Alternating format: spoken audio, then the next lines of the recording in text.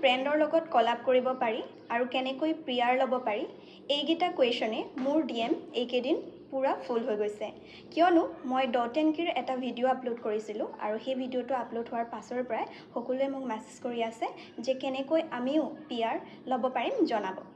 so মই ভাবিলোঁ এই ভিডিঅ'টোৰ দ্বাৰা মই আপোনালোকক সকলোকে একেলগে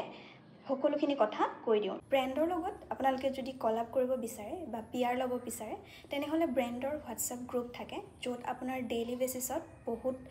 পিআৰ ফৰ্ম আহে আৰু সেইবোৰ আপোনালোকে ফিল আপ কৰিব লাগিব আৰু সেইখিনি ফিল আপ কৰাৰ আগতে আপোনালোকৰ কিছুমান ক্ৰাইটেৰিয়া থাকে আৰু সেইখিনি যদি আপোনালোকে তাৰ বাবে যদি এলিজিবল হয় তেতিয়াহ'লে আপোনালোক ব্ৰেণ্ডে আপোনালোকক সিলেক্ট কৰিব আৰু তাৰ পাছত আপোনালোকে ফৰ্ম ফিল আপ কৰি মোৰ দৰে পিআৰ ল'ব পাৰিব আৰু মই আপোনালোকক বাৰ্টাৰ আৰু পেইড কলাবৰ ফৰ্ম দিম আৰু সেই ফৰ্ম ফিল আপ কৰি আপোনালোকো মোৰ দৰে পিআৰ ল'ব পাৰিব প্ৰথমতে আপোনালোকে মোৰ পেজটো ফলো কৰক তাৰ পাছত কমেণ্টত